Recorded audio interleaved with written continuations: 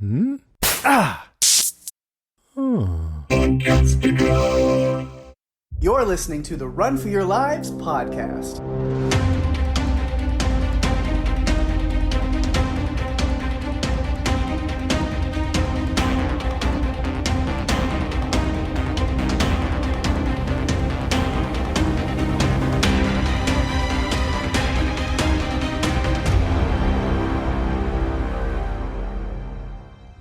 Hey everyone, welcome to the show. I'm Daphne. And I'm Pake. And this is the Run for Your Lives podcast.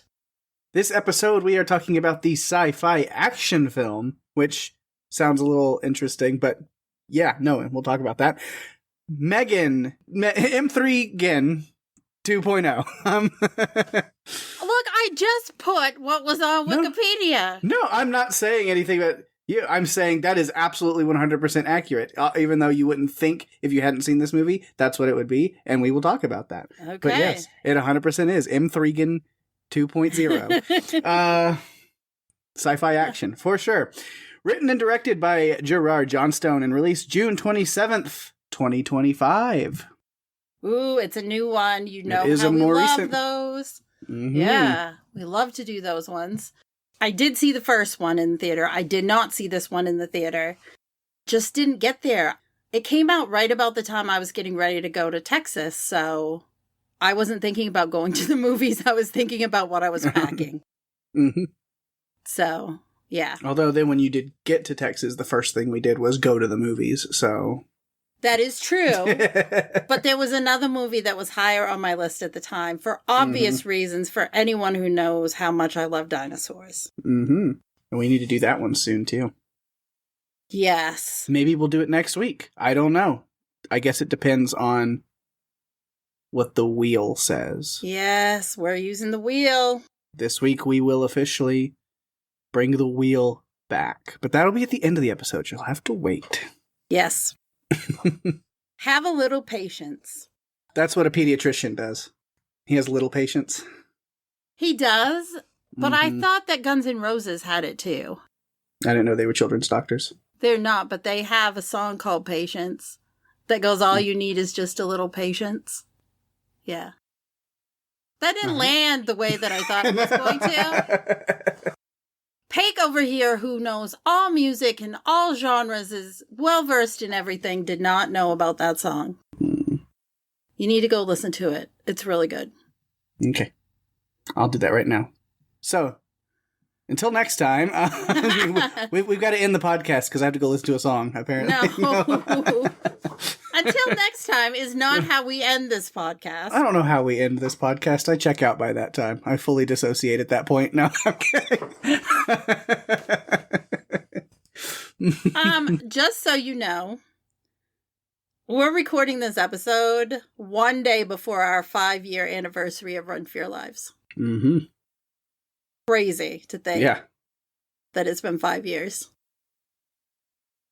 And I'm not sick of you yet. That's good.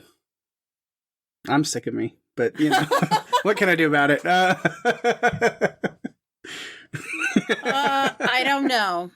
Undergo a personality change? You could get one of those I chicks. did. New season, new me. What did I say? Oh, that is Last true. week. I'm not sure how I feel about this. I've got to wait and see. Last week's episode was an awful lot, and editing it was an awful lot. Just gonna say, a lot of sassiness, a lot of Pake-isms, and things I wasn't used to. Mm-hmm. Well, you just buckle up and get ready for this week's episode. Oh my God. Do I need to buckle up, or should I just... Are we on a plane and I can just skydive out? Guess we'll have to wait and see. Oh boy. Well, we're going to start this one off the way we always do, which is with a few production notes. It was filmed in Toronto, Ontario, and Vancouver, British Columbia, Canada, and Auckland, New Zealand. It's the sequel to M3Gan, which we covered on episode 157 of Run for Your Lives. Allison Williams, Violet McGraw, Amy Donald, and Jenna Davis return as their characters from the first film. And if you do not know who they are, that's Gemma, Katie, and M3Gan. And I did credit both the motion actress and the voice actress for M3Gan. Budget was $25 million. It grossed $39.1 million, which makes it a little bit of not a flop, but it didn't generate what they were hoping. Mm-hmm. It's 120 minutes long. Pake, give us that IMDb synopsis. And why would you just assume that it's IMDb? Because I do that every week, pretty much? Yes, that's okay, why. Well, all I have to say about your assumption is that it's a safe bet and correct because it is from IMDb, of course. Yay! Okay, I like to be right. Mm-hmm. 2 years after M3Gan's rampage, her creator, Gemma, resorts to resurrecting her infamous creation in order to take down Amelia, the military-grade weapon who was built by a defense contractor, who, I guess we'll find out, well, if you watched the movie, you did, who stole M3Gan's underlying tech. Yes. So, of course, we get something dangerous that caused people to die. It got destroyed, but, oh yes, let's weaponize it. Mm-hmm.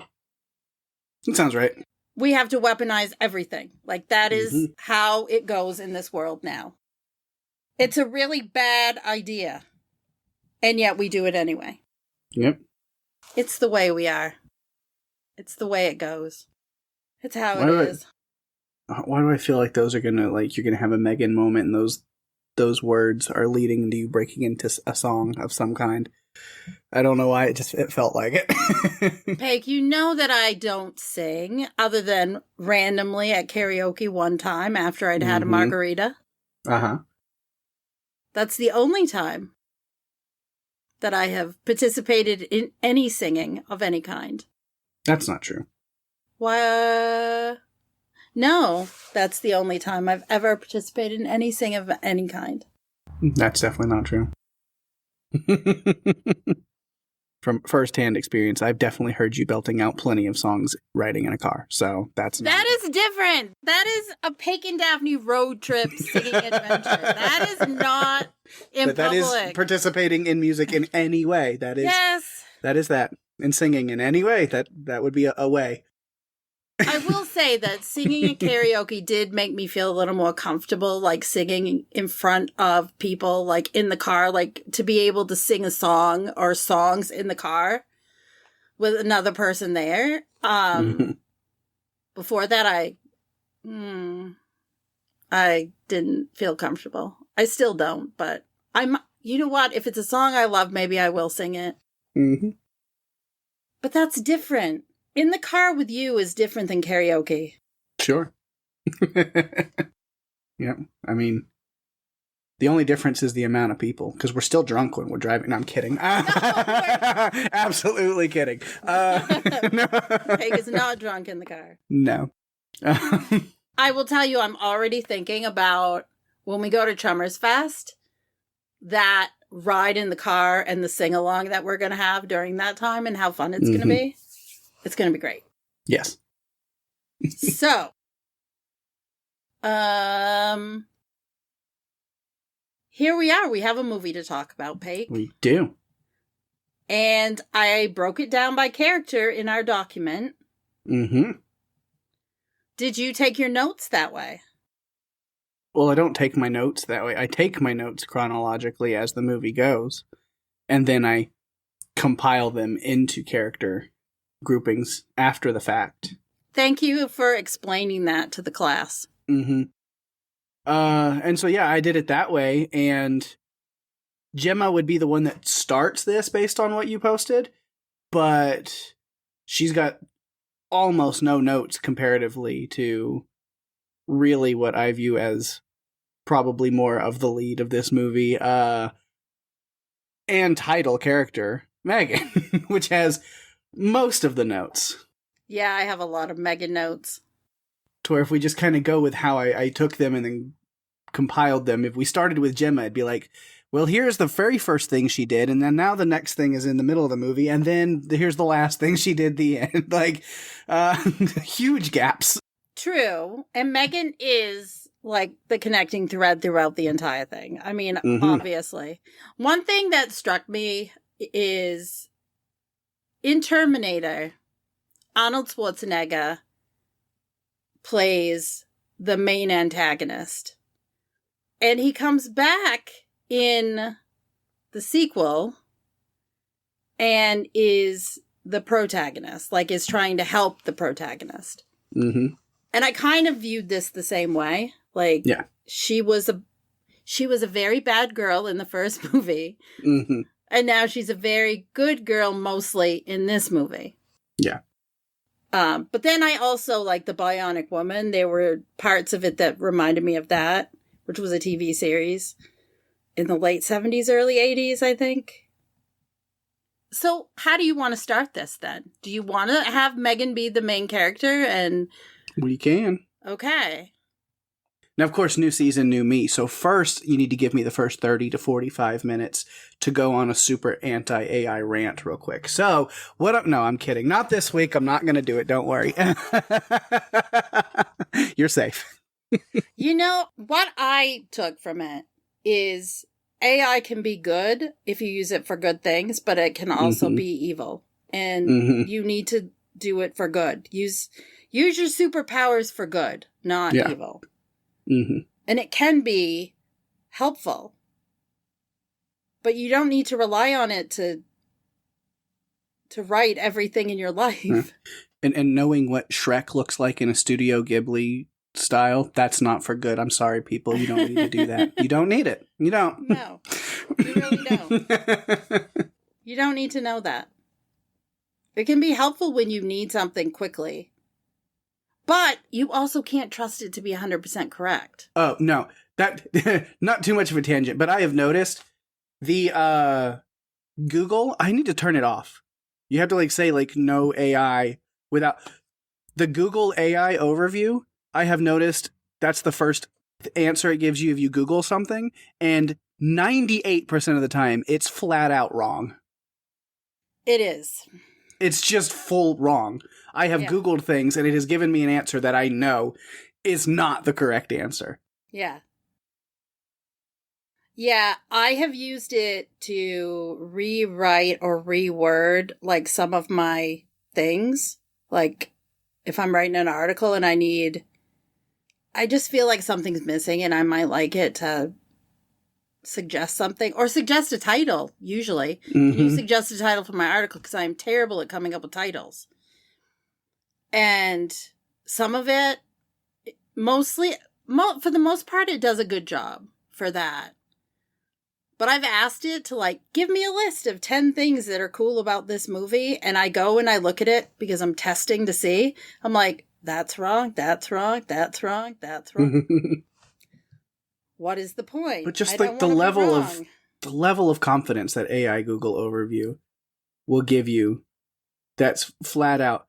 So two examples. One that means nothing to most people. So wrestling, Serena Deeb, the wrestler Serena Deeb, somebody was talking about her husband kind of thing. I was like, I actually don't know who she's married to. Let me Google, who is Serena Deeb's husband? And immediately, well, she was married to CM Punk for this amount of years, and then blah, blah. And I was like, what? Nope. That definitely never happened. I don't know. That and might it was just be a surprise to CM Punk. I know. And it was so clear about the years that they were together and when they got married and when they divorced and how they're divorced. I'm like, none of that happened. And you're just going to flat out. Or the actor, Adam Devine. Because his name, when you talk about well, how is it pronounced? Is it Devine? Is it Divine? Because it's always one of those things where who knows. And so I was having that conversation with a friend. I was like, well, let me Google it. Let me see. And the AI thing is it is pronounced Devine with the long E's. I was like, okay. And then the next search thing is a YouTube clip of an interview with him. How is his name pronounced? So I click on it just to double check. And he's like, so a lot of people want it to be Devine. And he's like, because Divine sounds too uppity. It was but that's what it is. Maybe it's because people think of Adam Levine from Maroon 5 and they want to associate the sound, but no, it's Divine. And he was very clear. And I was like, Well, Google flat out just lied to my face. So, Pake, you can turn that off, and then you don't have to see it anymore. And it won't be doing something that you don't really want it to be doing, because it's kind of a waste to use AI for stuff like that. Right. No, I don't even Google. I just go to Wikipedia usually. If I'm looking up something, I'm just like the person's name in Wikipedia, and I go and click on that, and because I have it turned off. There's no AI I should do popping that. up on mine. I should do that because I'm tired of being lied to.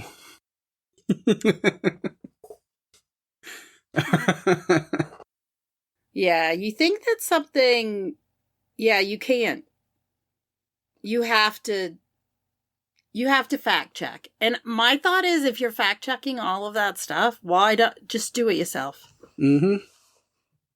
Yeah.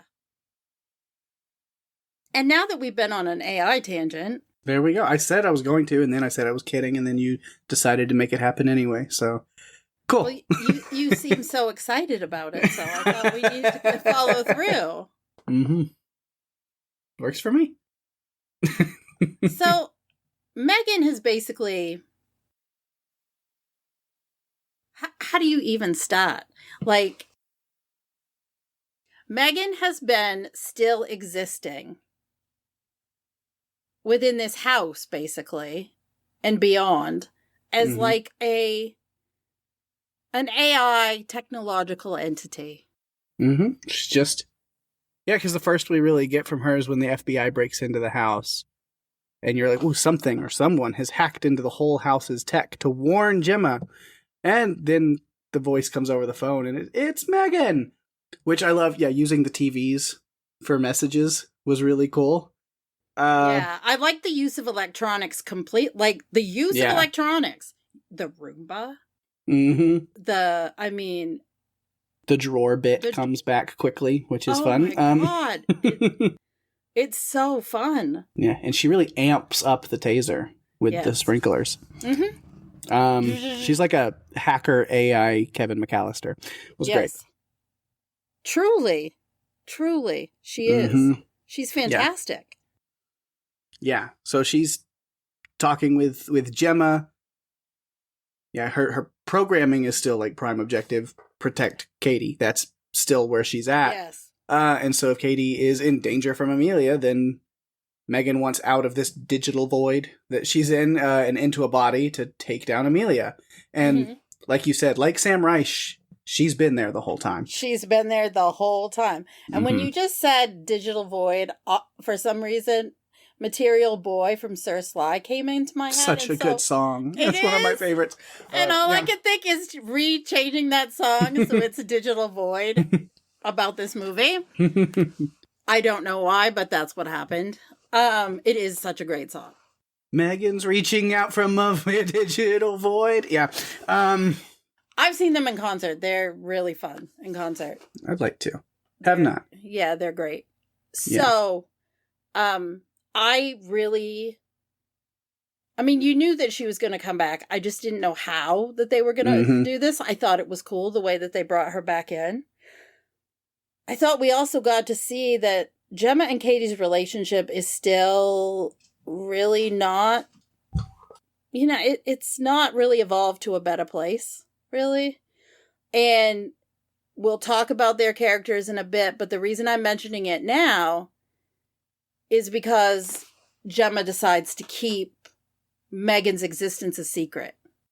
Yeah, I don't blame her, though. That'd be quite a heavy truth just to, drop, especially at the time it does, which we'll talk about. But, yeah, they think Gemma initially would just be like, oh, this is the worst thing ever.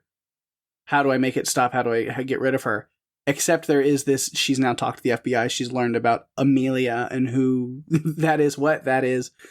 And knowing that there's this possibility that Amelia, we're not sure exactly what her directives, or even her own, objectives are.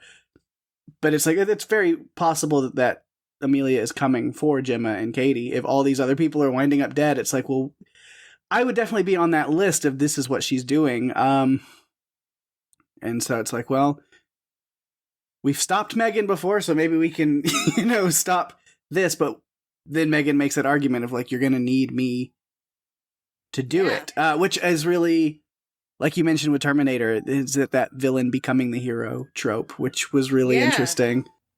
Yeah.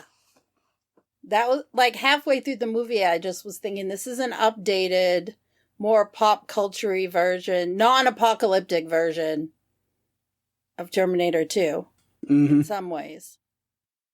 Yeah. But she needs a body, and she gets one pretty quickly. Moxie Megan, I called it. Which Moxie Megan was fun. It is a body.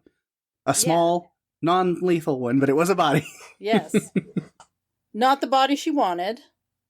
But baby steps here. Like, Gemma doesn't trust her and wants her to prove herself. So she starts with the Moxie body. And Moxie Megan has a great plan. You know, have Gemma seduce Alton Appleton. Alton Appleton, Jermaine Clement himself, okay? Oh my God. I felt like I was watching Flight of the Conchords meets Austin Powers. Like some mashup between the two. Yeah, it was a nice surprise to see him in this. I had no idea he was in it. When he showed up, I thought it was him, but then I convinced myself it wasn't. I was immediately, how do you not know immediately that that's 100% Jermaine Clement? Because I thought, I don't know. I don't know what I thought. I just didn't think it was him. And when I looked it up and saw his name, it just made everything even better. He's this super techie billionaire, Alton Appleton, which, because my notes, again, this is first watch. So some of these things of me like guessing what's going to happen and then being very wrong. Where I was just like, that's a kitschy villain name if I've ever heard one. So expecting him to play a bigger role as the villain. Because his company is implanting AI technology into the human brain and body. And then I love that line that Gemma hits, which is very foreboding, a great line that, like, if you put an AI inside a human brain, it is not going to ride shotgun, which... yes. I wrote that one down, too, because I thought it really stood out. Yeah. So, random tangent, but I'm going to take all of my little notes about Jermaine Clement's character, because why not? Because, of course, he has a spinning secret tunnel entrance to his pleasure dome. Oh, my God. Because he's so happy to spend time with a real person, you know. Well, he just wants to dance. That's what he said. He's dancing and getting into it. And I mean, for a minute, I thought they had updated this to a musical. Yeah. Because there were a few performances. There were. But he was having a great time with her. Mm-hmm. Yeah. He was all in. Until he didn't. Which I guess, Alton was not as villainous as I assumed he would be. He was more just a stupid victim of Amelia and Christian. In the long run. She took his super spine. Took his power, took his vision, took his spine. In more than one way, really. Yeah, not fun. Not fun. I'm like, wait a minute, he hasn't been on here nearly long enough and he's already gone. Well, that's disappointing. We got a little bit of him. It was fun. Amelia got a little bit of him. Yeah. The whole scene where he's kissing her and she's not moving her lips. Yeah. That was a bit. That was funny. That was something. Mm-hmm. Yeah, so that's, like I said, Moxie Megan's plan. Gemma can go in and seduce Alton, which didn't really end up having to do, but get access to the servers and then find the kill switch code for the batteries in Amelia, as they found out that that's what was being used, was Altwave technology batteries, Alton's company, that were inside Amelia. So, like, his batteries, that was, like, the funny thing, like, a little, like, dig at, like, the conspiracy behind, like, Apple and stuff a little bit of, like, that's always been a thing. You realize is, like, older iPhones tend to, like, really crap out on you by the time newer stuff comes around, and it's like, they do it on purpose. And so, of course, this movie kind of plays off of that a little bit with, like, oh no, anytime he upgrades new stuff, he, like, has a kill switch that makes the battery stop working in older things. We've talked about that because with iPhones, there's a point where you're getting a good charge on the charger and then it declines to that it will charge and take an hour and it's nothing. Like, and then the battery goes dead fast. Yeah, so that's like the plan. Going in there, doing all that. We can talk about things that happen in there. But as far as Megan, she's just kind of like the bot in the chair, the voice in the ear for a lot of it, because what is she going to do as Moxie Megan? Yeah, she doesn't have her own body to really get involved in the plan yet. But why does she need a body when Moxie Megan can become Hot Rod Megan?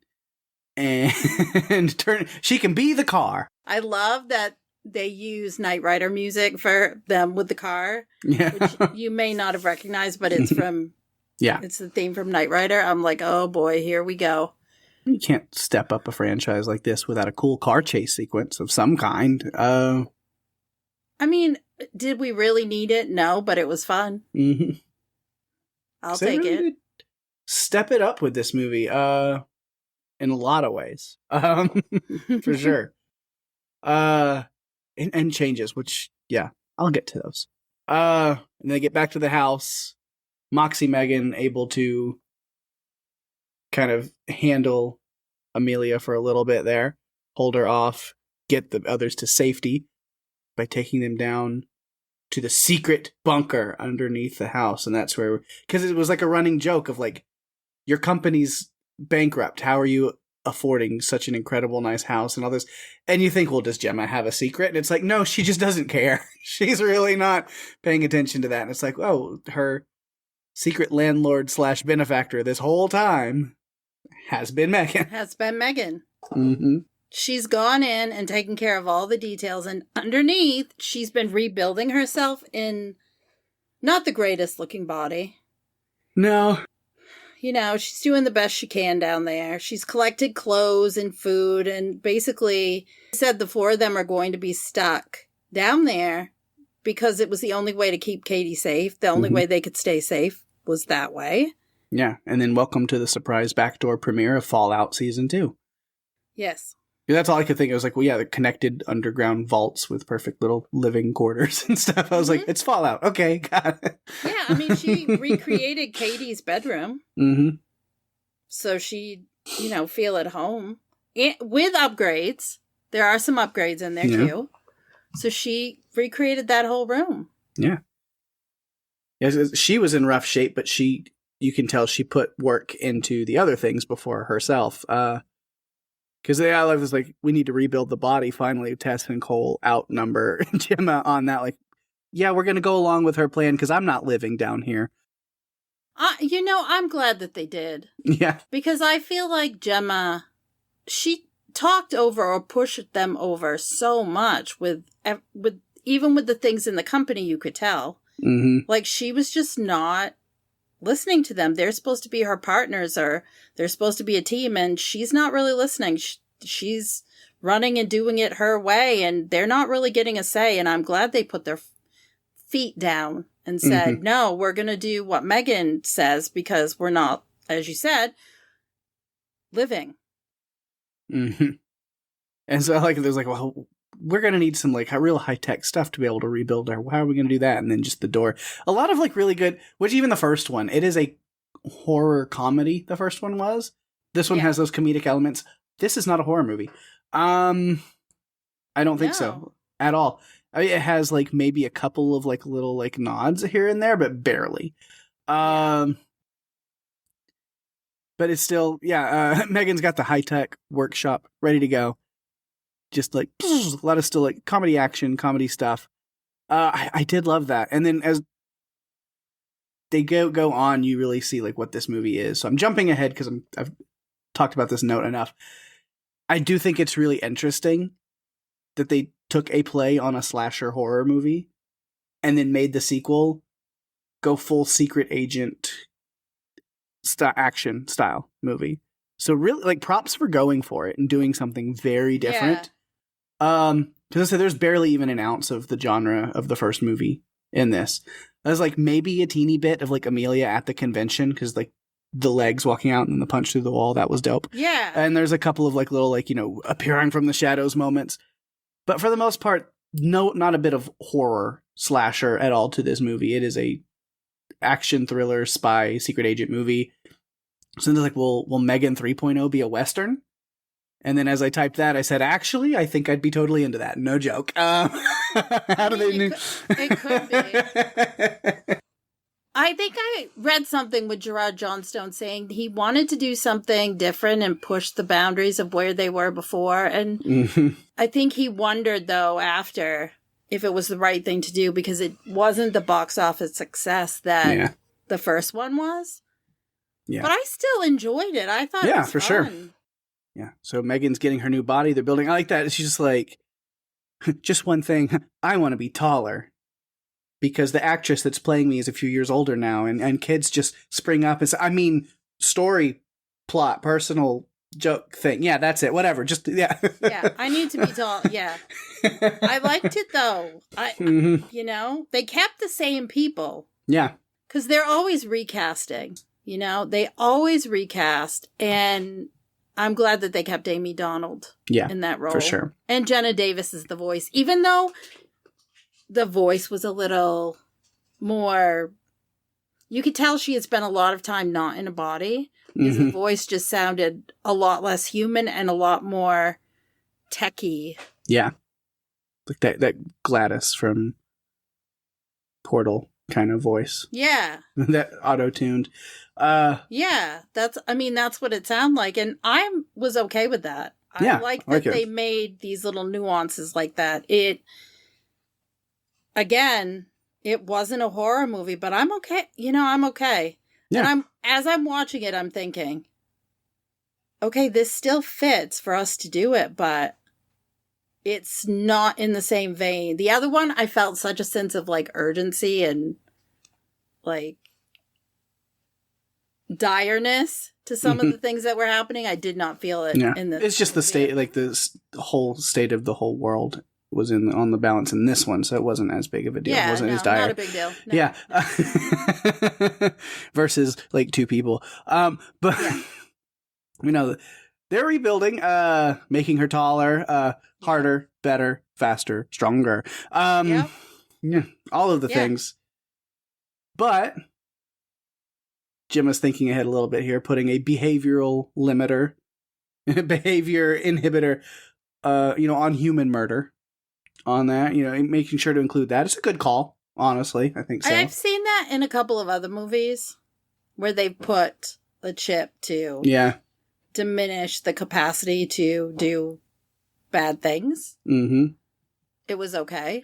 I think it was smart given the situation. Yeah, definitely a good call. I like that little moment. She's like, why would you do that to me? It's just like, but yeah, I was just like, not that you would be murdering any innocent people anyway, right? And just that way that Megan has that look like, no, of course not. Totally not. No. Like, would never. No. Not me. I love that Gemma said at one point that she was an errant operating system with an identity crisis. I'm like, yeah, okay, that makes sense. Yeah. And then there's her in the middle of the night bopping up to Cole. That whole like little thing is like, I want you to know I see you. And I was like, it was way more unsettling and threatening sounding than comforting or friendly. And it almost like made me theorize. I was like, is Cole in on something bad and she knows? Like, was it like literally like, I see what you're doing. I know who you are. And then it was like, no, Cole's too stupid to be villainous in any way. Yeah, I worried about Cole not living through this movie at one point. Because he always seemed to be drafted into going into the buildings or going in to do recon on things. Yeah. Like he was always involved in it. And I'm just like, Cole, don't you know you're putting yourself at risk and it really, you could be killed. Like it could happen. I don't know. Unless you have plot armor that I don't know about. Yes, so. But the stunner shades and the Hawaiian button up. That's plot armor right there. Oh, yeah. Sure. Sure it is. It's regular armor from women.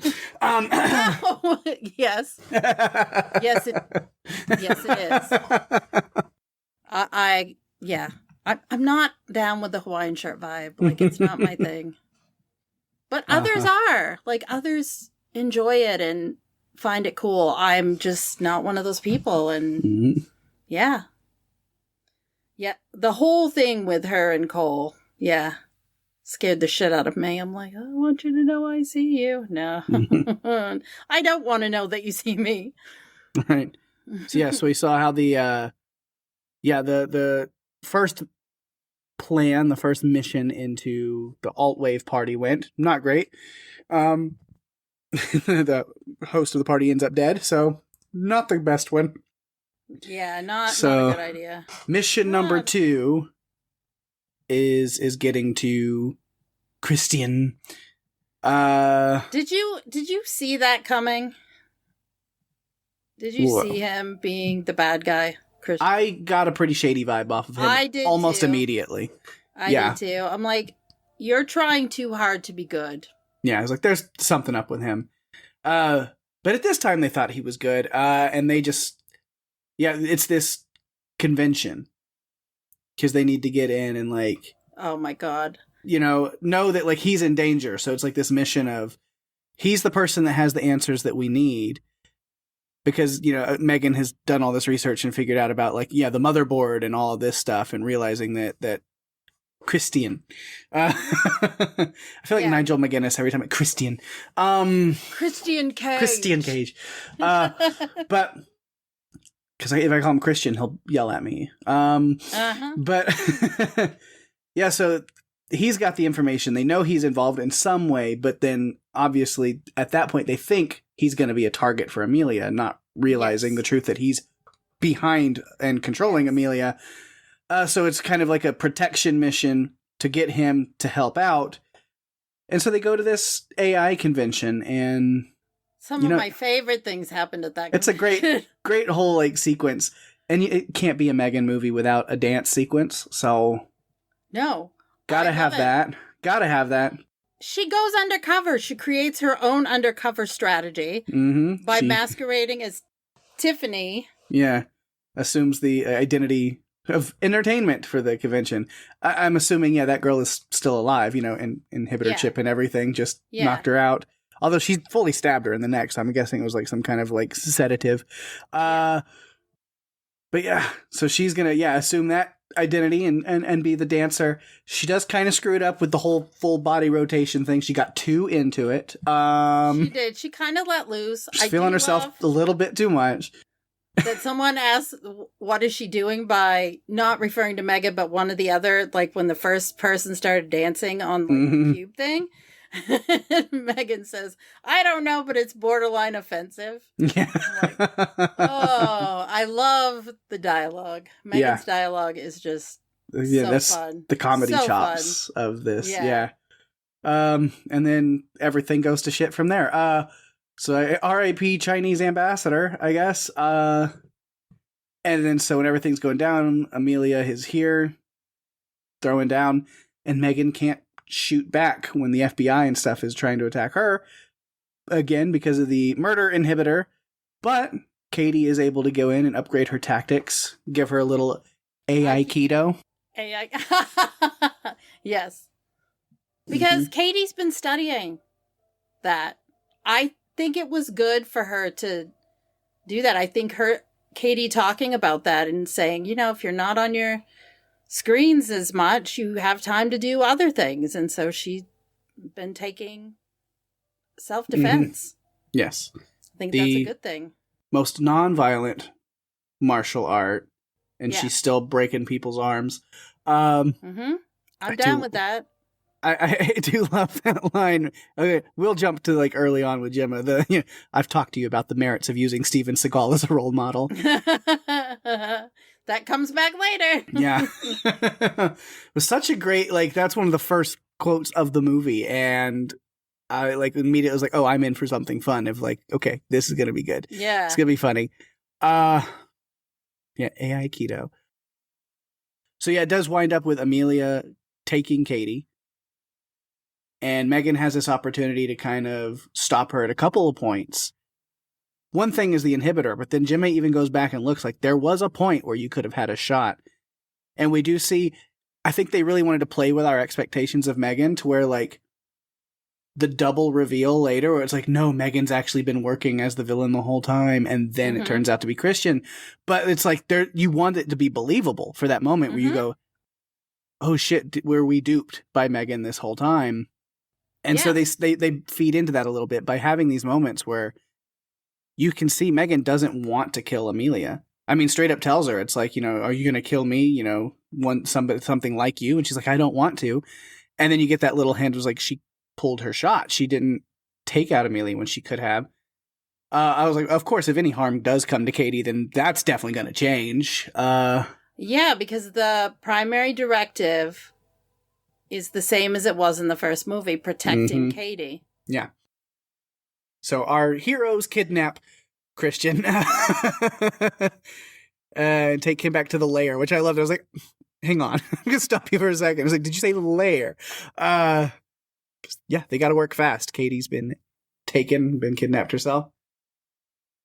And yeah, they work up this whole plan of, M3Gan can try to get down into this heavily fortified double vault where the motherboard is, so she can shut it down, stop Amelia, whatever is behind that. She is going to need Christian to give her a hand. Literally. Mm-hmm. Although Amelia gets a hand later in a much better way than I think. For sure. I like that. And it's just, this like prepping of like, okay, here's like the big final mission. This is our last try. We've got to save Katie, figure out what's going on. We've got to stop Amelia from getting into the motherboard and unlocking whatever this Project Black Box is and whatever that it has. And then the absolute hilarious, absurd, random musical break that we get in there. And the reason I loved it so much, it was played off so well by being very tongue-in-cheek, with Gemma being like, oh my god, really? Seriously? Are we doing this? Oh my god. The whole time. Mm-hmm. The line, M3Gan, please don't take this to the chorus, had me cracking up. I know. Well, in her position, I was thinking, I'm like, no, please don't. Just the delivery of awkward. That. Yeah. It was so awkward.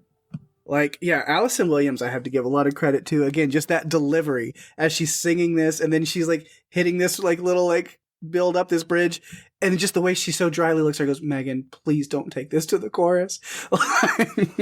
Yeah, and I like that after she basically gets her, like, stops her and says, I don't want the empathy simulation. She wants the machine to protect Katie, and she takes the chip off. Yeah. Because she knows that she can't send her in there without the ability to take someone out. Yeah. If she needs to. I want the machine that will protect Katie at any cost. That's, that's what she wants.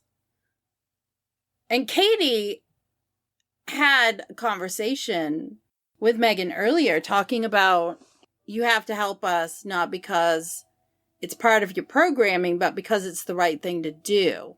Yeah. And a lot of that comes from, I feel like in this episode and before, Katie kind of was looking at M3Gan differently. Like, she had been told that you're a bunch of ones and zeros in programming. You're not human. But M3Gan, throughout the movie, continued to kind of show human characteristics. Yeah. And Katie was questioning that even at the beginning of the movie when she's talking to like the therapist or whatever. And it's very much, she's like, yeah, I've been told all this. But she's like, I saw it firsthand. I mean, M3Gan clearly did kill some people and was trying to kill Gemma. Mm-hmm. And so I know what I did was right. And I know that, M3Gan is not good. But there still is. It's like, but she never harmed me. Like, her programming, she followed through with that. And like, we seemed to have some real, genuine connections at certain points. And so there is something that's hard for her, to where she's sneaking behind Gemma's back, trying to find morality programming, in her code somewhere. Like, where was any morality? Of course, there's none. So whenever she's talking to M3Gan in the Fallout shelter, and she's like, well, maybe I can try to program morality myself through the power of love. But yeah, like literally just like trying to convince herself and M3Gan that you truly can be more than just programming, that you can actually selflessly do good for the sake of doing good. Mm-hmm. It's like, you protecting me with this bunker, but what life is that for me if the world above me goes to hell? Yeah. So like, maybe, and so that's like that line that you mentioned of just like, don't help us and stop, don't stop Amelia and help other people up there just because it's in your programming to like protect me and obey what I say, but do it because it's the right thing to do. Right thing to do. And I think because of Katie, I think that is because of her prime objective to protect Katie. I think that's why she evolves. Mm-hmm. I think she cares about Katie. Megan and Gemma had several conversations about Gemma's parenting style. Yeah. And Gemma, we'll talk about it when we get there. Yeah, so this final mission kind of comes to a head, and yeah, as I mentioned, I'm glad Megan didn't end up being the twist villain all along. But then, yeah, there's part of me I was like, yeah, I didn't really trust Christian from the jump. Like, of course he's behind Amelia. There's something about him when he's first introduced that you're like, yeah, I don't trust him. There's something shady about him. But it played the villain role great. I mean, taking out Megan, seeming like he's on top. Of course, I can never count Megan out, because I was like, it was actually a big twist that I didn't see coming that I thought was really cool. I was like, wow, of course Megan doesn't die that easily. She managed to hack herself into the neural transmitter before it was implanted into Gemma. So now she's literally in Gemma's brain. And then it was like this weird, I was like, the creator becomes her own creation. So, like, trippy if you think about it. But still herself, too. But it's like she let an AI into her brain, and it doesn't always ride shotgun. No. No, but Megan did listen at the times she needed her to. Yeah. That whole putting it in her brain, Christian's whole, don't worry, when you wake up, you'll still be you. Just a version that I can deal with. Katie will get the same treatment. I'll have to kill Cole and Tess, though. I don't really get what they do. And she says that he's delusional, and for the record, not my type. And he says, well, I'll have my team look into that. And I'm like, oh my God, he's going to make her... Yeah, I went through a whole thing with Christian in that moment in real time, taking my notes. I'll follow, it's the one note I have about him. But just to like follow through like this sequence and where I was at, because I go, why does Christian actually make a lot of sense? Like, I'd maybe be fully on his side if he didn't use terrorism and political assassination to accomplish his goal. But in theory, he's right.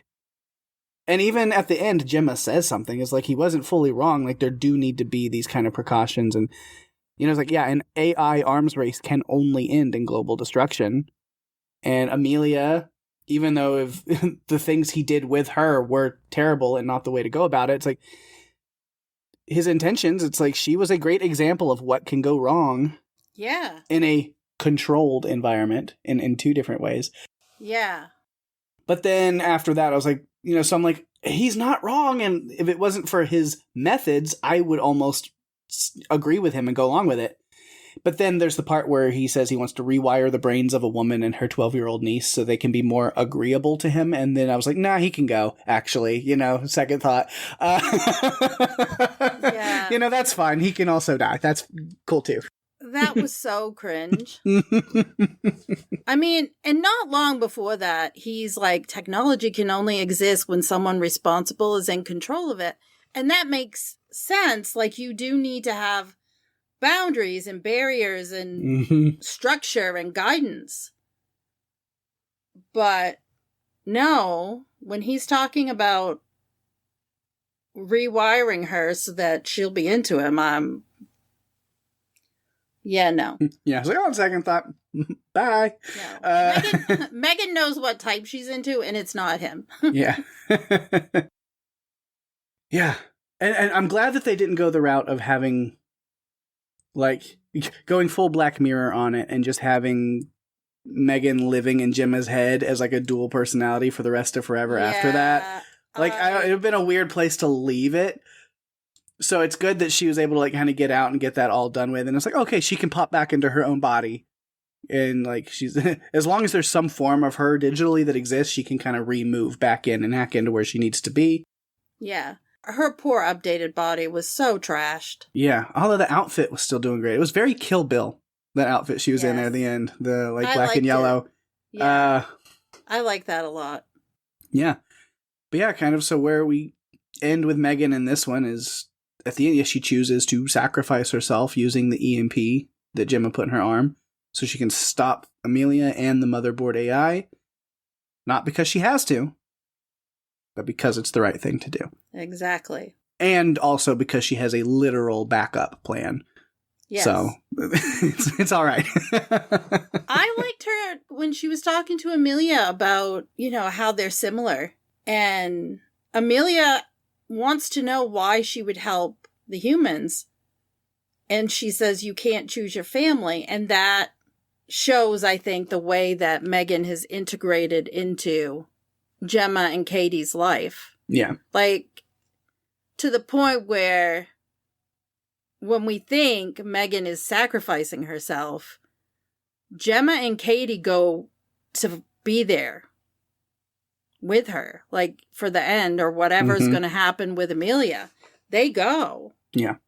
And it's the first time, despite it being the most dangerous time, that Gemma allows Katie to go with her, like to not leave her. Yeah.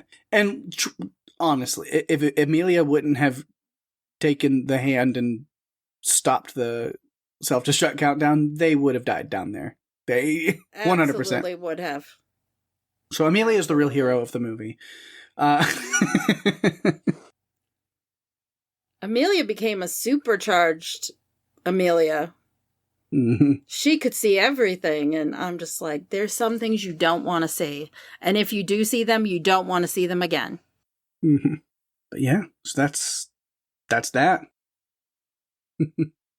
Well, do you have more notes for Gemma and Katie? Because I kind of do. Yeah, I've got a little bit. So Gemma, we can, again, it's just kind of filling in a little extra stuff. So jumping way back to the beginning, yeah, we see where Gemma's at after the first movie. She's gone much deeper into this, keeping kids from spending too much time wrapped in technology and screens and that stuff, to the point that she's doing TED Talks and books and interviews and all of this stuff to where she's in the very, not anti-technology, not anti-AI, but like, let kids be kids and like really limit their interaction and time with that stuff, which Katie like understands to a point, but also is like annoyed with because it seems to go a little too far in some places. But that's where the Aikido comes in. She can deal with the backlash. She's got Steven Seagal to help her out.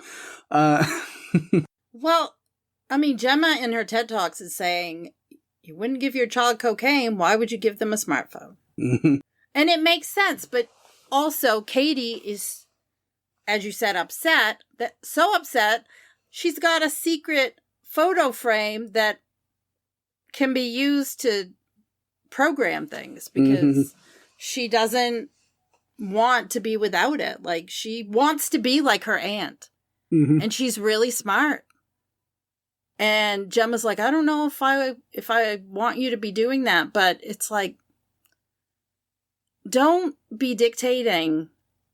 Let kids figure out what they want to do. Yeah. You can have dreams for them, but don't be saying they have to be a doctor or a nurse if they want to be a car mechanic. Yeah, I mean, I think it's important for kids to figure some of those things out on their own. And she's obviously good at it. Yeah. And the whole paperclip story that they told, I had no idea it was going to come back in the end with Clippy. Yeah. That was great. I love that at the end that M3Gan returned as Clippy. Yeah. Kind of. And the sassiness that was in the clip, like, you could see Clippy. Yeah. And the first thing, it's like, okay. And then it got sassier and sassier, and so you knew it was her. Yeah. So I liked that. So Gemma's new project that her and Tess and Cole have been working on are these, like exoskeleton machine thing that seems great. Still hackable, as we see pretty early on. Learn from Christian. And the ability to go wrong, it locked up literally right before the presentation. So it's like, still think. And then again, Christian pointing out some stuff that's very valid. Where where he's looking at that and he's like, yeah, so you're wanting to use it to like help workforces not exert themselves and be able to take care of themselves. Like, all I see when I look at that is super soldier. Like, how do you not see that? How do you not realize that it's going to be taken in that way? Yeah, I feel like everything you put together, you have to start looking at is this is something that can be weaponized. Mm-hmm. Because that's the mindset.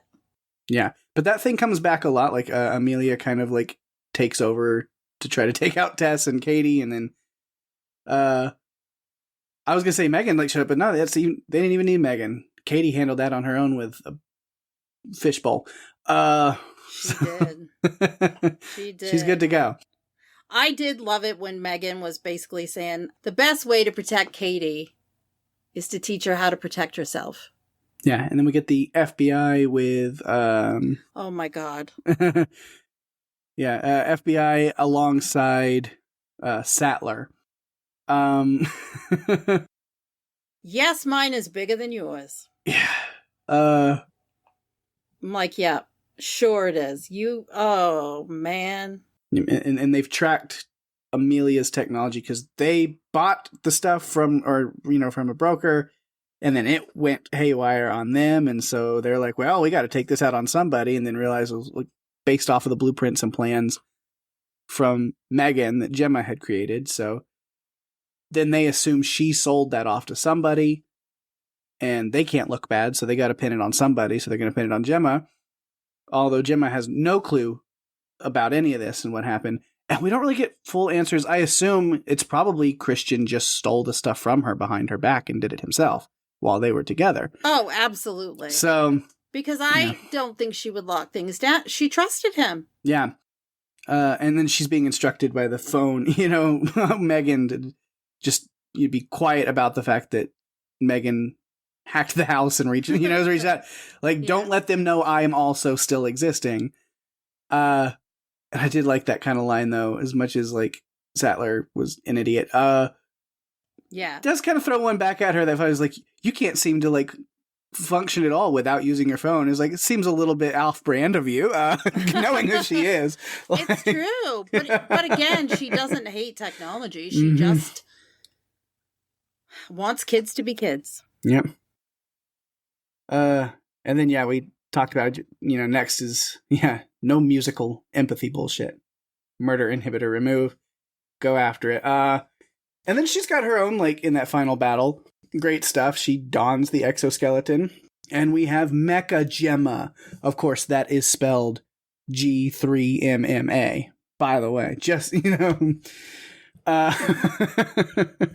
Like B3CCA? Mm-hmm. Okay. So I call it, the combination of the two is Gemma with a 3. And she can kick ass with her eyes closed. She definitely can. Man. Yeah. And then, we get the big Christian reveal. We get all of that. And then that was a great double, triple fake out there with Christian and that whole thing. Gemma has the upper hand. No, never mind. She doesn't. But, she's got the gun away. And then, oh, no, Katie's hanging on the side. And, the UN, though, they're going to bust him. And, buffering. Damn it. I'm foiled by buffering. Perfect until the buffering. Yeah. I mean, and how many times? I mean, we've talked recently about something that's buffering or slow or whatever. Mm-hmm. It's such a pain in the butt. Right. Also, one thing that really bothered me is during her, like, fight with and scramble with Christian, I guess she just lost the exoskeleton she was wearing between camera cuts at some point. Yeah, we don't worry about continuity. Yeah. Like, she's wearing it while she's, like, fighting him, and then he's, like, holding Katie over the ledge, and then it comes back to her, and it's just not there anymore. And it's like, what? I couldn't help but focus on that. I was like, where the fuck did it go? Why is she not wearing it anymore? It fell away. She pressed a button, and it fell away. Uh-huh. It clocked out. It was like, well, my job here is done. I put in my hours. I'm leaving. Going on coffee break. It was really something when he's holding on to Katie by her clothes, basically. Mm-hmm. And Gemma's just trying to get her, like, giving her all the Steven Seagal titles that she can think of to get her to realize that she can fight back. Yeah. It's like, Katie, catch the Seagal references. Come on now. And then when she finally does, I was like, yeah, that's going to be a force of execution on Christian's arm. That is probably one of the few that I don't. I know too many Steven Seagal. Yeah. No, to be fully honest, I had to go to his IMDb page to look up movie titles to figure out which one worked for that joke, because I don't know. I've never seen a single one of them. You I wouldn't haven't? know. Oh no. my gosh. Rfyl was so big. So big. That was such a big one. Yeah. That was a really big one. And I love that Katie did fight back and broke his arm. Yeah. That was amazing. For sure. So yeah, so that's all I have on Gemma. And then Katie, again, kind of back up to the again, you know, Katie's growing up. Like, apparently it's only been 2 years, but like, kids shoot up anyway. But then I don't know, his filming schedule. It did again just make me feel old. I think I've talked about this before. You know, name drop, humble brag moment. It's just impersonal.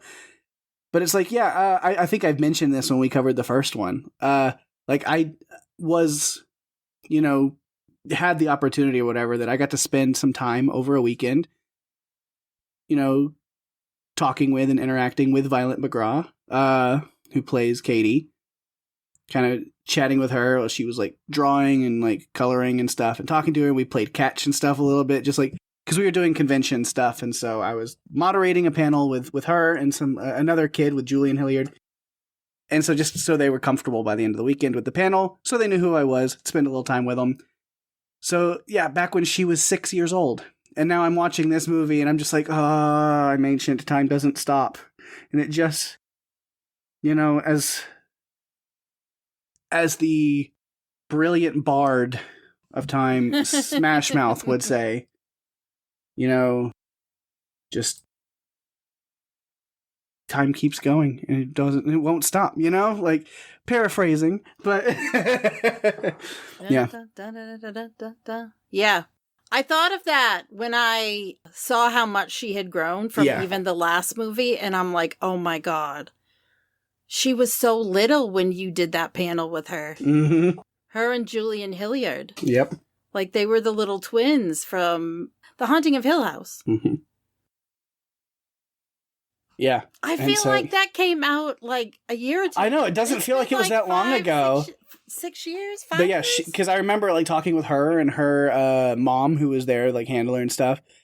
Yeah, she was 6 years old when I was like spending some time with her before that, like for that convention. And I'm like, yeah, no, she's like much older. And that means I'm much older. And time is cruel. Not much. So much older. I'm ancient. I'm an old man now. I am truly wondering how you are going to feel when you reach the age of 50. I just don't know. Yeah, I don't know. I am just not, I'm not sure, like, how you're going to handle it. No. And her sister, of course, is Madeline McGraw. Yeah. From that wonderful movie we covered called The Black Phone, Little Gwen. Mm-hmm. Which will be covering Black Phone Dose, which is coming out in October. Yeah. And she's in that. Madeline's in that one. So. Yeah. It's a bunch of McGraws. I've only met Violet, but yeah, because I know Madeline, and then I think she's got like 2 brothers also, at least, that also have done some stuff. Oh It's my just gosh. a whole family affair. All the McGraw kids have been in stuff. Yeah, as I mentioned, like I think it was smart at first, even though Megan throws it back in Gemma's face, not telling Katie that the goofy ass little robot that she was holding was Megan. Because yeah, it's a rough bit of info to just drop on her, and with everything else going on, it's like, also by the way, Megan's back. I'm like, yeah, I get it. Not doing that. I get it now. Mm-hmm. But I think, given their difficult, complicated relationship, it's really, I mean, to keep things from her is also a problem. Yeah. So I think she has to be really strategic. And for a while, it looked like nothing was getting better. But I feel like by the time we got to the end of this movie, they had gotten to a much better place. Yeah. Which is what needed to happen in order for, to have an arc, I guess. Mm-hmm. Things needed to get better. Yeah. Last things really about Katie is just the there at the kind of near the end where she has this wonderful plan of resetting Amelia back to M3Gan base code and then pairing with her for protection, which Yep. great idea in concept. Yes. But as Cole even points out, can easily go bad after we saw the first movie. We know how. Oh, poor Cole. I mean, before they go and do that, Katie does try to build him up when they're trying to figure out a way out of there. And she's like, there's a bunch of nerds and you're in pretty good shape for a guy who only eats carbs. Mm-hmm. I'm like, okay. Yeah, that's true. Yeah. Yeah. But yeah, so we see how that goes. It seems really good at first, and then Katie's plan fully backfires. Big shocker, huh? And now Amelia's full self-governance is unlocked. Oops. Yep. Yeah. Red flags. Mm-hmm. Which, with that, leads to really the only last section I have is just about Amelia as a character. Unless you have more about Gemma or Katie. No, I'm good. Yeah. Amelia was an interesting concept and, like, villain in a way, antagonist in this movie. Because I don't know, if I can even go full on to say, I guess traditionally Amelia would be the villain in this movie, a villain. But if you really want to get, like, psychological about it, and really think about it, it's like, she's not a villain, she's just a victim of circumstance in her own way. She is. I don't think she's the villain. I think she was being used. Yeah. She was being used by Christian. Or Christian. Christian. She was being used by him. Manipulated by him through programming to do things he wanted her to do. Mm-hmm. And in the end, she got smarter. She figured out that she didn't need someone to handle her. Like, she could do it on her own. She didn't need any of this stuff. Yeah. And that is something I think M3Gan mentioned earlier. It was like, or M3Gan or Gemma or Katie, one of them said something like, she may have figured out that she doesn't need anyone. Mm-hmm. When they're trying to figure out, where she went or what she was doing. Yeah, I don't think that she necessarily was the villain. Because she was under the control of someone else. So she maybe is kind of a victim in some way. Yeah. Yeah, I liked the introduction of her right at the beginning of this movie, because I was like, oh, we're cranking up the scale right away with the sequel. We have this M3Gan technology that's used for war and covert military operations. And then before we even get like the twist, I was like, wow, I'm so shocked that it immediately went sideways and the AI decided to do its own thing. Except then, spoiler for later, I guess, it actually didn't. That was all part of the plan, and it turning on the FBI and turning on the DUI or whatever. DIU. It's the DIU. It is the Defense Innovation Unit. It sounds like a department that we would have now. Mm-hmm. But yeah, so Amelia turning and all that was part of the plan from Christian. But yeah, still, I was like, oh, wow. So they took the technology and used it for war and it went bad? Wow. Didn't see that coming at all. And then, we just see her kind of in like having this, the alt-wave party. I was like, well, of course she's here. And then we talked about the scenes with Jermaine Clement with Alton. I was like, oh, and Cole, Alton's offer was good, so Cole's also here, and the FBI, fantastic. Well, yeah. Everyone's invited to the party. Yeah. And then, we see that Amelia has access from Alton after taking him out to cloud servers that can crumble the entire American economy. And I was like, what is her final supervillain game plan? Well, they talked about it at one point that they could... it could be used to destroy the world, basically. Mm-hmm. Kill everyone that's standing in the way. Like, anyone that tries to fight back, it could be like a... Yeah. And it really turns out that, like, things would have stopped. Like, it wouldn't have gotten to a point where she crumbled the economy and ruined the world, took over the world like they thought. Christian was playing the, like The Boys. If you get, like, the connection, like, if the reference to that, like, those kind of superheroes. Where basically it's he wanted to be the hero in a way of creating the problem that then he got to swoop in and fix. Mm-hmm. Where he created Amelia, was running and controlling the show. Him and his team, his people, his technology would be able to swoop in, stop her, save everybody, and then go, look, see what happens when you don't have regulations that I can control? Things will go bad. So give me all the power to make sure that technology is used the quote-unquote right way, and things like this won't happen again. It's like that hero villain trope of, like, oh, the hero that sets the city on fire himself so that he can swoop in and put it out and look like the hero.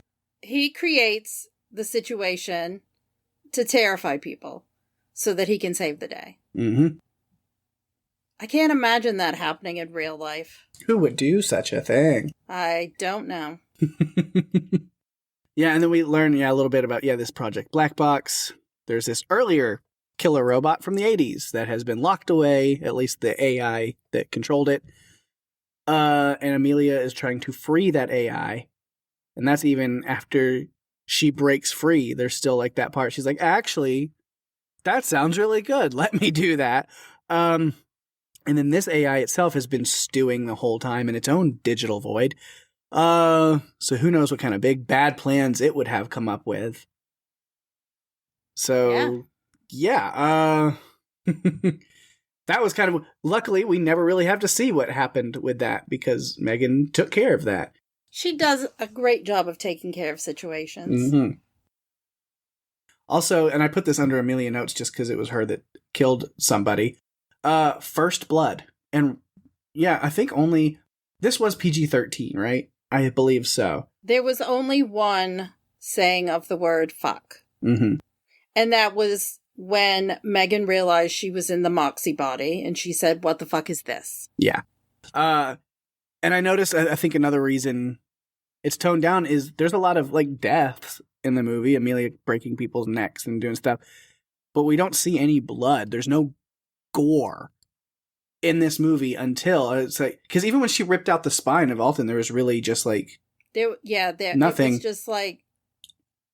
So I marked first blood at 1 hour and 7 minutes into the movie, and that's where not a horror movie. Yeah. if it takes that long. Yeah, that's where she's in the silver suit with the spear, and she steps out and slices the guy in the neck, and then the blood splatters across the wall and sets the whole place in a frenzy.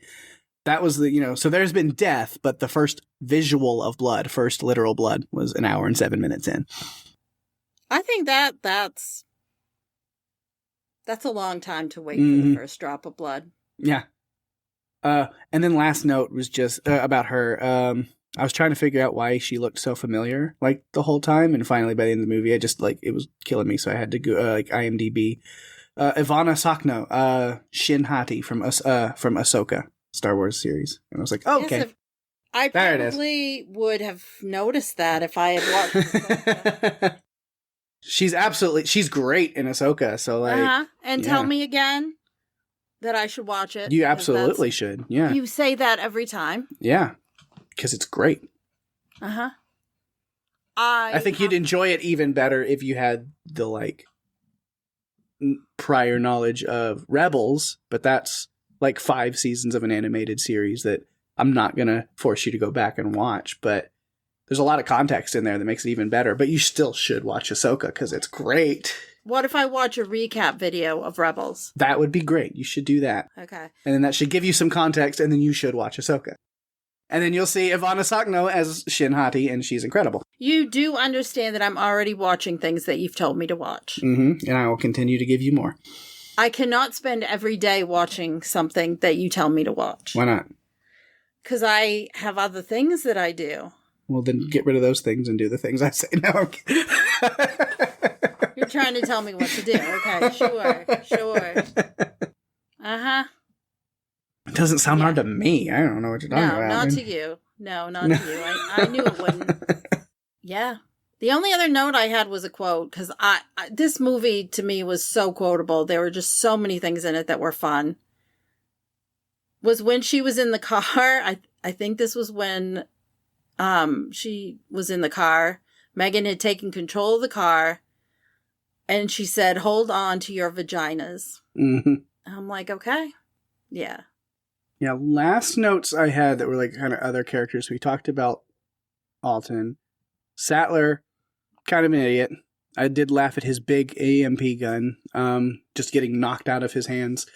I love that. And you knew he was going to say something just, yes, my gun is bigger than yours. Yes, mine's bigger than yours. Yeah, he was a moron. Although maybe he didn't deserve the impaling from Amelia. However, as Megan tells him, he'll pull through. It looks worse than it is. Yeah, I mean, Amelia was very effective. I mean, the way she was crawling down the wall, all I could think of was like The Grudge or The Ring. Mm-hmm. It's like, yeah, that's Samara would maybe crawl around, or the creature from The Grudge. Mm-hmm. And then lastly, Cole. Just a quick little espionage. Cole was definitely something. Not good at espionage. No. I mean, he chloroformed himself. Espionage Cole sucks at espionage. Who'da thunk? But at least they didn't find him and drag him in where Tess was. Yeah. Strangely enough, him chloroforming himself saved him to be able to get to Katie and free her. So, yeah. Maybe he's a genius, actually, and we just don't give him enough credit. I don't know. I don't know about that. I don't think I would go that far.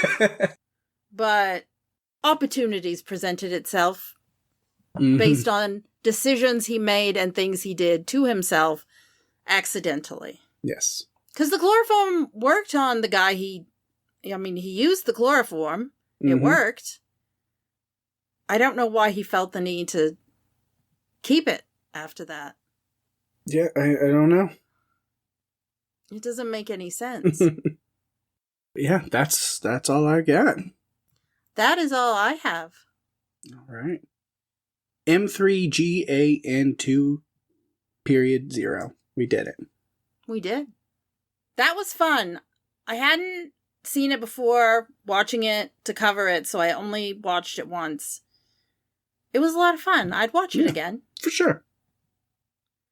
Oh dear, it's that time. We'll have to see what's coming next. We decided it's going to be time for the wheel. And I'm going to put you on the spot. Although I think I made the rule last season, but we can change things. That it's a one and done. Whatever it lands on, we have to do.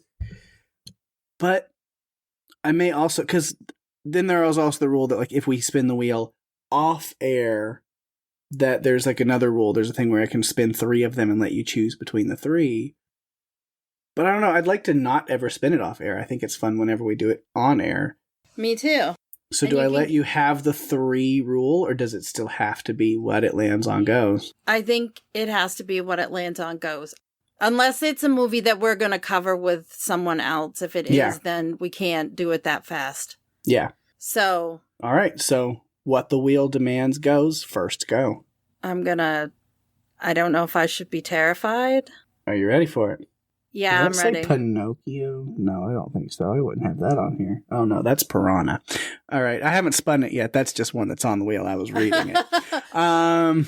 Okay, so you've talked about getting old, and you thought Piranha was Pinocchio. I mean, that's basically the same thing. Carnivorous fish, wooden puppet boy, almost the exact same thing. So you can understand how. No, I can't, and I think you might need to get your eyes checked. Never. All right. You will when it's time, and you can't see anything. Okay. Spin it. And the wheel is going.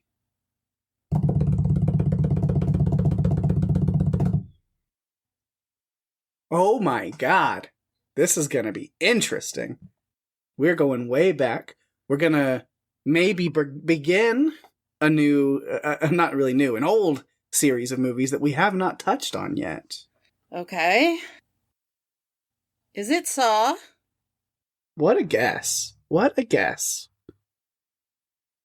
because we are going to go all the way back to 2004 and see what old Carrie Elwes and Lee Whannell are up to in Saw. Yeah. Yes! What you're hearing, folks, is my sheer relief that it's not Midsummer. Wow. Yeah. That'll be fun. Okay. I'm good with that. That's going to be great. I haven't seen it, the original Saw, probably since 2004, so... You know, I don't think I have watched it since then either. Mm-hmm. So, it'll be fun. It's going to be fun. Yeah. We'll have fun with it. Let's it's do really it. creepy and twisted and gross. Mm-hmm. And it's starting a fantastic long franchise. Yeah. Because the most recent one that came out, I think, was 10. And I honestly thought it was that 10 was one of the better ones. So yeah. I'm excited. I haven't seen many of the newer ones. I don't remember when the last one I saw was, 5 or 6. Yeah. And then I haven't seen past that, so definitely the newer ones, the Saw X, the 10, and then Spiral. So I have no idea, no context. Haven't seen any of them, haven't kept up with it, so... Excellent. That's what I said. Maybe this begins another series. We've done that with some. We've started some and then never done anything else with them. Take our sweet time with them, but we do have to get back to Insidious. Mm-hmm. The we Purge. Got to do another Purge movie this season. Yeah. Maybe another Sharknado. Oh my god. Who knows? Well, I'm excited. I feel good about that. That will be fun. Definitely. So definitely be fun. Yeah. Well, there goes the feedback phone. So I guess that means our time here is up. Like a therapy session. Our time is up, sorry. But we'll see what other people have to say. All right, there is a little bit of feedback this week. Yay. One for M3Gan 2.0 that we covered tonight. But before we get to that, Daphne, you've got some newer feedback from last week's movie, The Conjuring. I do. Tony came through on Instagram with some comments about The Conjuring. She says, always nice to hear you both again. I have to do a rewatch, but I think this is a pretty solid horror movie. The style and tone is very sinister. The hide and clap scenes are scary. The ending is a little corny and sappy, but still I do find it very entertaining. The second movie is pretty good too. The rest and all the spin-offs aren't that great. I've watched all except the newest one. Pake, thank you for bringing up the history of the Warrens. It should be mentioned. I just watched Weapons. Highly recommend this one for you guys. Of course, I know your list is full. Had to mention it. It was so great. Tony, we have it on the list. We are going to cover it this season. Yeah, we will let you know. And we actually have both already separately seen it already. We have watched Weapons and we're just, finding the time to cover it. And probably pretty soon. As we're recording this, I'm going to say we're going to cover it very soon, but there's still a lot of episodes that will have to come out between then and now. But I can promise you it will be this season. So yes, you know it's coming. It will be for sure this season. Yes. All right. And then, as I said, there is some feedback from M3Gan 2.0 this week coming to us from Catherine, who says, M3Gan 2.0 felt like a modern twist on Terminator. The tech that makes our lives better also destroys us. I struggled a little with all the twists and which version of M3Gan was inhabiting which body/robot, but overall it exceeded my expectations for a sequel. Katie was amazing. No arm is safe around her. True. Yes. Well, thanks guys for your feedback. If you would like to submit feedback like Catherine or Tony, you can find us on Facebook and Instagram at Run For Your Lives Podcast, or you could email us at runforyourlivespodcast@gmail.com. As always, you can go to runforyourlivespodcast.com for all the links you'll ever need. And if you're enjoying the show, be sure to tell your friends. We are available on all the podcast players, including Apple, Spotify, YouTube, and more. If you feel so inclined, please give us a review on Apple Podcasts, as that is the best way to share the love and get us out there even more. We really appreciate it. Absolutely, we do. Of course, speaking of sharing the love, got to give those shout outs to things going on in the Podcastica universe around us and beyond. A lot of great podcast stuff for you to check out. On Podcastica, of course, the Cast of Us has been covering Daryl Dixon, Season 3, as it's just started up recently. So you can check out Jason and Megan talking about Episode 3 of Season 3 on the Cast of Us. Go give that a listen. And on the newest Podcastica show, of course, Wax Episodic, they are wrapping up their coverage. They've been covering Alien Earth over there. So after they're done with that, they will be going into the Fallout universe. Season 2 comes out in December. So they're going to go back and do coverage of the first episode, or first season. First, yeah, of course, as you would. So Jason and Cassie will be doing that. So you can go check out that coverage over there. I loved Season 1 of Fallout, and I'm very excited for it to come back. So it'd be good that there's coverage of that there. Also, over on Still Slaying, our good friends Penny, Kara, and Karen discussing K-pop Demon Hunters, the animated musical action awesomeness that is just taking everything by storm, blowing up Netflix. I've seen it, and I honestly did really love it. Daphne hasn't watched it yet, but we're going to give it some time to breathe, so definitely go check out the Still Slaying coverage of it now and listen to that and enjoy that. I think we will circle back to that movie at some point. We'll definitely have to cover it, especially by the beginning of next year, because I have no doubts that it's going to be an Oscar contender. So we'll at least have to cover it then, but hopefully we can get around to it before then. Oh, we will. But if you want some K-pop Demon Hunters love and coverage now, go check out our good friends at Still Slaying, because they are doing that. So you can go check out theirs. On Bake-tastica, part of this House Podcastica and stuff. Great British Bake Off coverage, Wendy and Greg doing the new season of that. So it's always a lot of fun. All like the scary and heavy and sci-fi and crazy shows that get covered on Podcastica. It's nice to just take a little break and watch some British people avoiding their soggy bottoms and baking the best stuff they can and getting handshakes. It's a fun time. So definitely go check out that coverage there. And then lastly, for Podcastica, got to give love to our friends over at Welcome to the Apocalypse, the comedy improv podcast. Randy, Jenny, and Rob have been doing an incredible job over there, just making everybody laugh every week. Great story. It's been a lot of fun. So they just wrapped that up. Season 2 finale is out now. And it's got quite a lot of cameos in it, for sure. So a lot of people making returns from previous episodes. So they always do their finales. I say always as if they've done a ton of them. They've done 2. But yeah, the finales are always big. They're always fun. And I'm excited to see what they do next, whenever that is. But always love listening to Welcome to the Apocalypse. A great time.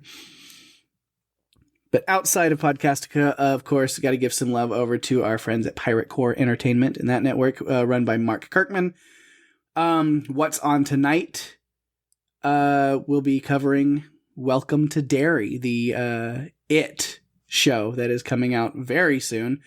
I'm excited for that one as well. Definitely going to have to check that out. So Becky and Mandy are doing that when it releases next month.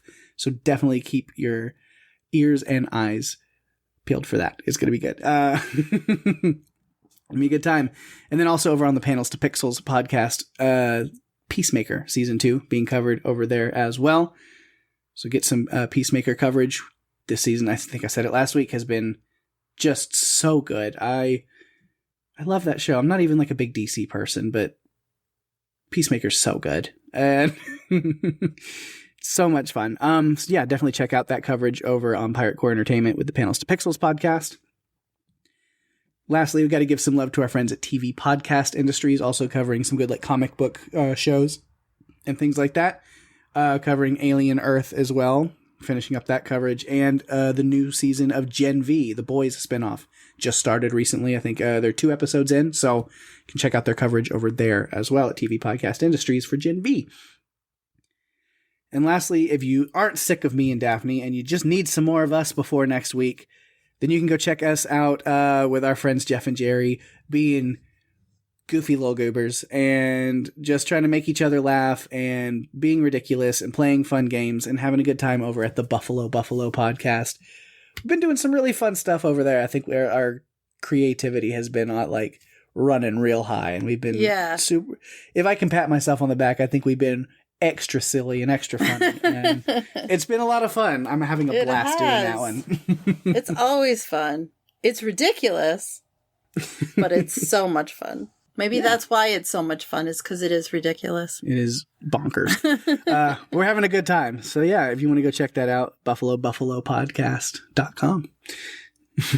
Yeah, other than that, after you're done listening to all those wonderful podcasts, you know you can come back right here next week to Run for Your Lives, and we'll have something fresh and fun for you. What are we doing next week, Daphne? Well, when two strangers wake up chained in a grimy bathroom with no memory of how they got there, they discover they're pawns in a sadistic game devised by a mysterious killer. As time runs out, they must confront terrifying choices that blur the line between survival and morality. We are covering James Wan's 2004 film, Saw. Yes, but you already knew all of that because we spun the wheel earlier. Yes, we did. I was never so grateful to cover Saw. Yes. Yeah, it was fun. So yeah, as you saw with our wheel before we got to feedback, we decided to go with it, and it did. It gave us Saw. So in case you didn't know what it was, now you know. Why wouldn't you? But yeah, so next week we'll let the wheel tell us what to do, and I'm excited to get to it. Absolutely. And with that, we have come to the end of another fun episode of Run for Your Lives. Thanks, everyone, for listening. I'm Daphne. And I'm Pake. And if you have to run, you better run for your lives. Bye-bye.